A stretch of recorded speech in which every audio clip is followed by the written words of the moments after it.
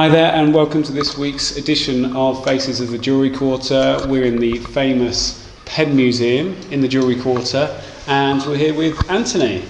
Hi. Hello Anthony. Good to see you. Good to see you again. And are you the kind of curator here, you manager here? What is it you do here? Yeah, so I'm operations manager, so I kind of take care of everything day to day. Making sure everything's in order. That's right, yeah. And for those that don't know that much about the Pen Museum, do you want to explain just a little bit more about it, how it came into existence and why, basically? Yeah, absolutely. Well, the reason that we're here is that Birmingham helped teach the world to write. It was over 20 years ago now. A group of enthusiasts were listening to Professor Carl Shim on the radio, and he was talking very passionately about the steel pen trade in Birmingham and the impact it had on the world. And the four of them really got inspired. They kind of got together. And kind of through their passion and dedication they kind of came together and formed the Pen Museum to kind of keep the legacy of that industry alive, and it really is a legacy to keep going. 75% of everything written in the world during the Victorian period was written with a Birmingham pen, and you know, by the 1850s there was more steel being used to produce pens than swords, so it's a massive industry, and that's really why we're here, to tell the story and the legacy of that industry and of course of the people that made it happen. Yeah, and you mentioned a couple of facts there, and I think if you just look around the museum, and there's loads of sort of facts and figures. I think by 1884, output from Leonard and Co. stood at over 200 million pens per year, and there's more and more facts as you go around, but obviously I'm not going to give it all away, you've got to come around and learn it for yourself. But the Pen Museum, it's been going, did you say 20 years? Yeah. And how's it kind of developed and changed over those years? Well, so the museum itself, it kind of opened in 2001, and it started up on a very small scale. So through private donations, that we started to begin to tell the story of some of the big families that came to Birmingham, some of them penniless, that kind of turned their fortunes around and make a big mark on the city. But we quickly realised that we needed to kind of change and kind of expand on the space in order to tell the story a bit better. So yeah, fast forward a few years and come to November 2016, and the Pen Museum was relaunched.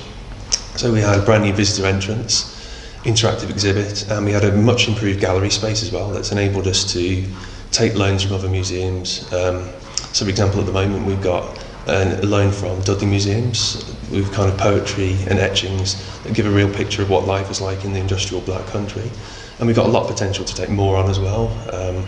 So yeah, so we've got a big improvement and a massive expanded space of what we can offer, and we're hoping that it will continue to grow and flourish. Yeah, and I've noticed obviously this area of the museum has been developed, I think, in the last 2 years. Yes, that's right, yeah. And so how does it work with obviously if someone comes to the museum, say last year, and then 12 months later, that they're still going to see new exhibits come through?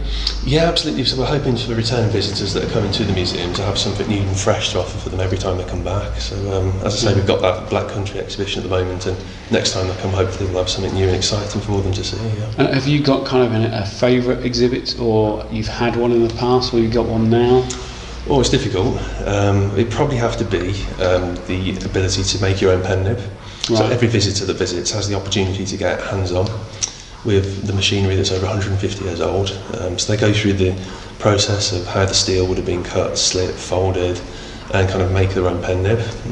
So they can see all the intricate processes that are involved. But more importantly than that, perhaps they can step back in time and realise just the conditions that all of these women from Birmingham would have been under and working with. So it gives a fascinating insight into what the conditions were and the lives of these people. I'm just trying to think. I'm going back to when I started to learn and read and write. I definitely used a fountain pen. But do many people use it now? I mean, do you have sort of school children come through now and they're like, what on earth is this? Or... Well, yeah, I mean, absolutely. So as well as, you know, teaching everyone how Birmingham helped teach the world to write, you know, we offer a range of calligraphy courses here at the museum, so right from beginner level through to expert.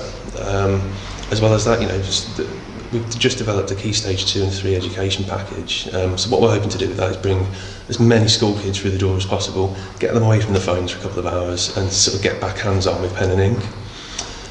So as well as that, there's calligraphy courses, the schools. We also have a few large-scale events here, so we're hoping to do a big event in line with Heritage Open Days this year.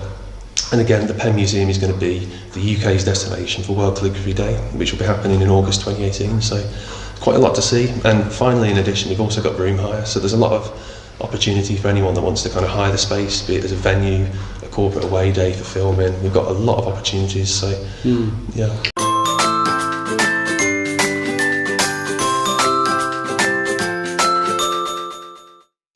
School trips that come here, groups of school children. You'll have maybe regular visitors that come down here, but also maybe tourists to Birmingham. So if they're sort of looking and researching what to do in Birmingham, the Jewellery Quarter, I mean, is this kind of a destination that they just go to on its own, or what do you find that people do when they come here? Well, in addition to the Pen Museum, you've also got some other great museums within the Jewellery Quarter. Firstly, you've got a museum of the Jewellery Quarter just up the road. So they offer like a perfectly preserved jewellery workshop that really is kind of a time capsule that shows what life would have been like over 100 years ago here. You've also got Newman Brothers at the Coffin Works just down on Fleet Street, and again, they offer a fantastic experience which isn't what you might first expect. So yeah, what we decided to do last year was kind of team up, and the three museums are now offering the Jewellery Quarter Explorer Pass. Right. So visitors to the city, to the area, if they visit all three museums and they decide to do that, they can get reduced entry, and we've already seen a massive, huge demand for that, and we're hoping we can kind of build on it and see it grow next year. You know, encourage overnight stays in the area, stimulate the local economy, and hopefully, you know, put the Jewellery Quarter firmly on the map as a real tourist destination. Yeah, and you could do all of those museums in one day. Do people do that, or do they sort of spread it out? Absolutely. Well, that's the beauty of the Explorer Pass. You know, you can do all the museums in one day. Maybe a bit of a rush, but you can certainly do it. Yeah. But the Explorer Pass does give you the flexibility to do it over a number of days to kind of encourage people to spend a bit more dwell time within the quarter itself. Yeah, so people can, rather than just come to the Jewellery Quarter and maybe have a nice drink and a bite to eat and maybe do some shopping for some jewellery. You can obviously learn a bit more about the area, whether it's to do with obviously the Coffin Works, the jewellery trade, or the pen trade. So how is it that you're funded? I mean, you know, is it just out of sort of goodwill, or is it just off that people paying to come in? And how are you funded? How do you sort of pay for all this? Well, I mean, ultimately we are funded by a number of trusts and foundations and the Heritage Lottery Fund. They helped us put together this project that kind of transformed the visitor entrance back in 2016.